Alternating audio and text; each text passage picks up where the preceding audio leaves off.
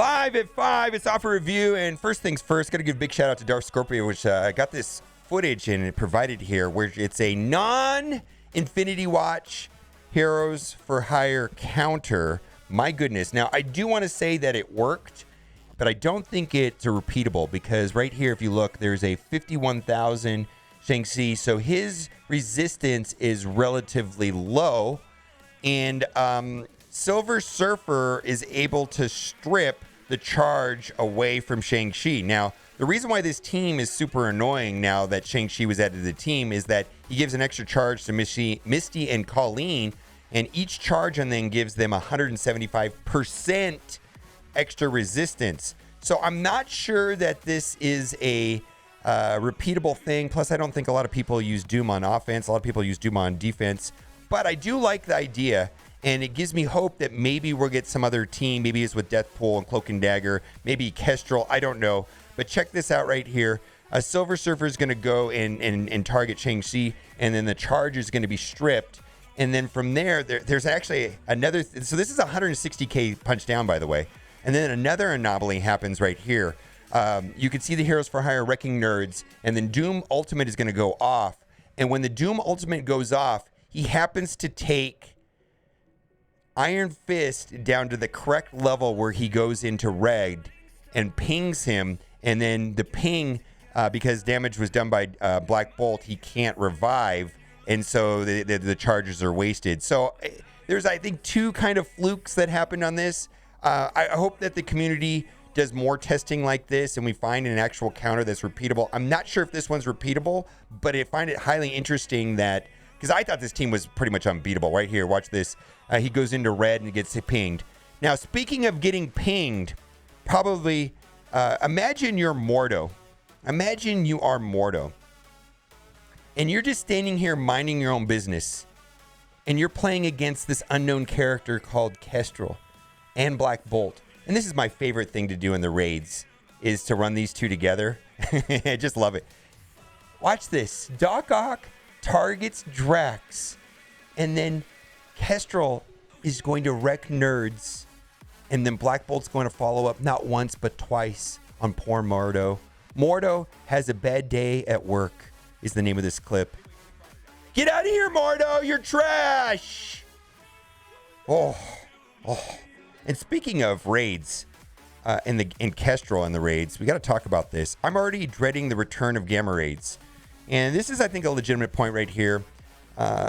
If I had just one wish for 2022, rework of the gamma raids. We have the alpha raid that has the requirements for City, Cosmic, and Global. We have the beta for origin requirements, Bioskill, Mutant, Mystic, and Tech. And then we have the gamma that has the affiliation-specific requirements. Now, I want to say two things. One, on the bottom lane, now Phyla is Kree, and that tag helped a lot. And then in the middle lane, which says Defenders, now you can use Hero for Hire, which now adds Misty, Kali, and Shang-Chi, because the problem with this whole thing is that to get through it, you have to update really old teams that are outdated, and it feels bad updating old characters like Kree and Wakandas, and even Pimtech doesn't feel good. It doesn't feel good to upgrade them. And so what I'm saying is, what about Kestrel?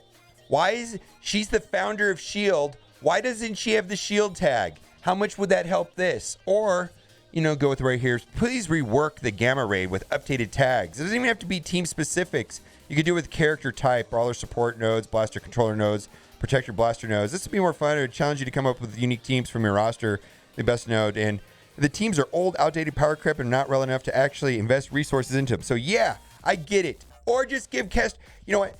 We haven't had any villains this entire year. Why not just give Kestrel villain tag and the Hydra tag and just say, oh, she was a spy? I mean, they consistently rework the texts on characters. Why not just change the text on Kestrel to say villain Hydra or something? Or S.H.I.E.L.D. And I'm calling it now. There's bunches of problems with Deathpool. Her passive and her special and her attacks are having all kinds of problems. I guarantee they're not going to fix it. They're just going to change the text. Just wait and see. All right. Oh, I meant to respond, but someone on my Reddit, and I always value your opinion, by the way, and I meant to send you a message directly. I was making a comment about how this basically is an incentive to not play RTA. There's other reasons why people buy this. I'm very aware of that. I mean, maybe you miss a day, it allows you to take a break, it lets you get maximum rewards. But at the end of the day, I think what most people are buying, the people that are buying this are people who are buying that just don't want to be bothered by playing RTA, and this allows them to do that. That's what I'm just saying. There's other reasons, of course, but also one of the main reasons why people buy this is because they just don't want to play RTA. Let's move on and keep going. What else we got? Grim Reaper Orb offer. Okay, so this is the offer that I like. I like these orbs. These are the orbs that give a minimum 6, maximum 180, average about 9. And so I value these orbs at $3 a piece generally. So we got 5 orbs, $15. I'm not going to buy this, but I think a lot of people will. Let's move on. Amazing character, especially gets fixed. Do not recommend this offer. This is not the same orb that was there. This is the orb that has Death Pool on the sides, random chance of a character in the middle with a higher drop rate for Death Pool. If you're looking just for Death Pool, this has about a 5 character, a little more than 5 character drop rate. And my suggestion for this is not to buy this. Don't buy this. Take the $10 or the $20 and buy cores and refresh the event and collect the milestones. I think that's a better approach than buying these orbs. Let's move on. Elite 4-star orb offer. This is anchor pricing for an Elite 4. I personally value Elite 4 is about $12. Most people do under $10. So this is not a great deal. I'm sure some people auto buy this, but it's not for me. Let's move on. ISO 8 energy offer. I'm going to go through this briefly, but I'm a big fan of the campaign energy because it's helping people get towards to level 85. Plus the drop rates have increased. Not a fan of these orbs. This is kind of a hybrid offer. I think that this is reasonable enough because you do get a fair amount of energy, but I'm just not a fan of the orbs. So in the ISO 8 category for the green ISO 8, I'm going to be a fan of offers that are exclusively campaign energy, and I'm going to hate the offers that are just orbs. This one here is mixed, and I think it's okay. Let's move on. I'm not going to buy it, though. Anyways, Red Star Mega Pack. At best, I value Red Stars at $1.50 a piece, so there's 5 orbs here. So that is $7.50, not even close to $20. Let's move on. Trash. Again, I said I'm not going to like these orb offers because they don't get the double drop rates that the campaign energy, and they're not helping you get towards level 85. It's trash. I don't like these at all. Plus, this pricing has not changed since they came out in October. It's just not good. All right. Limited time sale. Boy, this golden bundle. This is not a good deal at all. At best, I value gold orbs at $2 a piece. So that's $14 and then maybe another $5. Not even close to $35 in value. I think this is actually garbage. Just trash.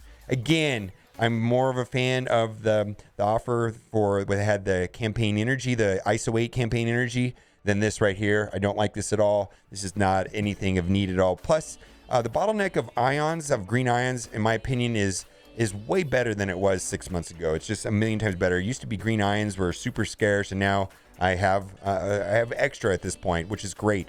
Thank you, Scopely. Exclusively training offer. This is not a good deal, but I also feel the same way about this. Purple gear, irons, and also training materials seem to be not as bad as they were 6 months ago.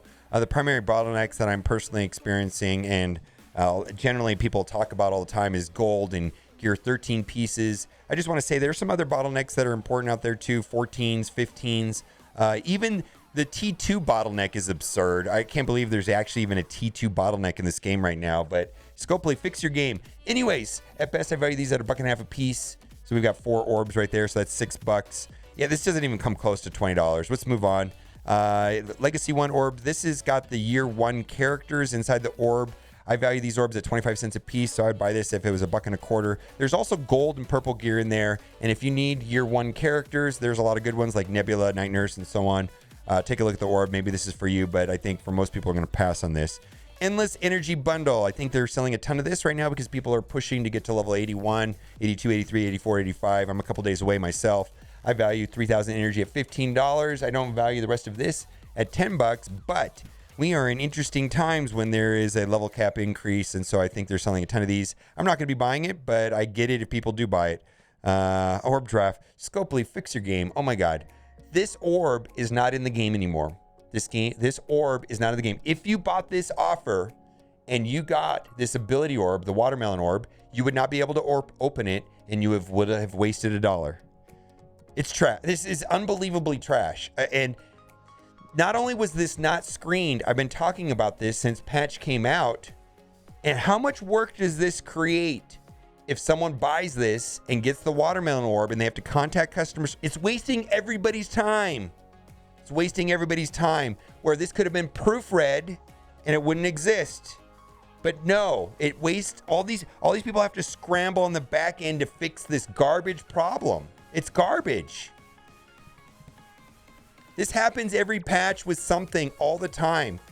Instead of spending a little bit of time checking things, they probably spend 10 times more time fixing the problem and issuing out compensation and doing hot fixes. I mean, some errors are fine, but this kind of error is literally just an oversight. I mean, this is not a coding error. This is not like a bug that they couldn't have predicted. This is not complicated. This is literally an oversight. Unnecessary problem. Absolutely. Gold orb bundle. At best, we've got $2 a piece for these gold orbs. That's maybe worth $2. And that's a blitz orb. That's worth maybe 10 cents. Maybe that's worth 40 cents. So this is not even close to worth $5. Let's move on.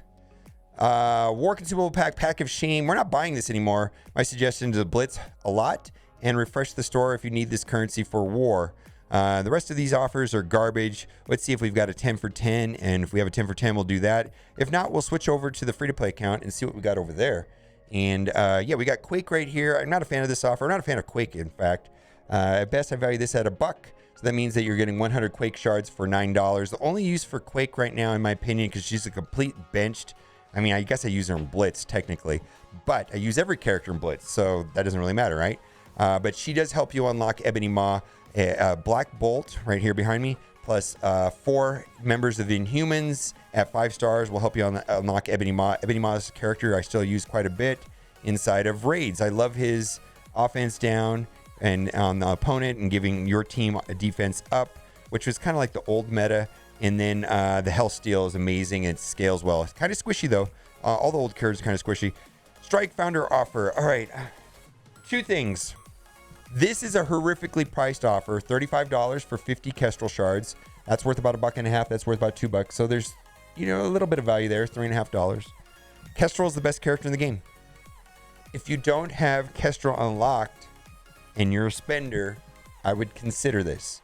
Please understand that it's not great pricing. But Kestrel at any star level is amazing, and she's useful, and you can use her in every game mode. She's the best character. She's plug and play, and I don't think I recommend these $35 for $50, but she's the best character in the game. She just is at any star level. Just upgrade her and use her everywhere. She's the best. That's all I'll say about that. Let's move on. Swarm. Not a fan of... so this is how I feel about the Pimtech team, is the same way that I feel about the Sinister Six team. I feel like the Pimtech team in its entirety is trash, with one excellent member, Ghost. Upgrade Ghost, use Ghost, she's the best. Feel the same way about Sinister Six. The team is trash, except for Doc Ock. He's the best. I like him a lot. Upgrade him, do all kinds of stuff. So I'm not really excited about Swarm and Electro. Now, Swarm is a chargeable Sinister Six, and so is Electro. Maybe, and Doc Ock also, but maybe they'll add some more Sinister Six. I don't know if you've seen the Spider-Man trailer. I did, coming out in Christmas. If you check out the Spider-Man trailer, it looks like we're going to be getting some new... there's a lot of villains in the trailer, you know what I'm saying? And maybe we'll get some more. Maybe the game will have some cross-promotion. Maybe there'll be a resurgence of Sinister Six. But for myself, I'm not a fan of this team at this time, and I'm not saying go hard on this at all. Anyways, let's move on. We talked about that. We talked about that. We're just going to keep scrolling to see if we have any unique offers that are different on this account. Sometimes we do, because there has been Doc Ock this week. A lot of people unlocked that. All right. What do you think about Shang-Chi? I got to tell you, I've had one encounter with Shang-Chi, and I punched down 150K and using Infinity Watch. And Infinity Watch versus Shang-Chi was a nightmare. Boy, I'm expecting that we're going to have Shang-Chi offers tomorrow and Red Stars, because Maria Hill should be leaving the Red Stars tomorrow. And boy, Shang-Chi with Red Stars is going to be a nightmare. It makes me wonder if I'm going to need to take my Gamora to 7 red or something like that. Or I wonder if Cloak and Dagger and Deathpool with Silver Surfer and Kestrel is going to be the way to beat this team. I'm not sure. Let me know what you think in the comment section. And as always, thanks for watching. Keep on gaming.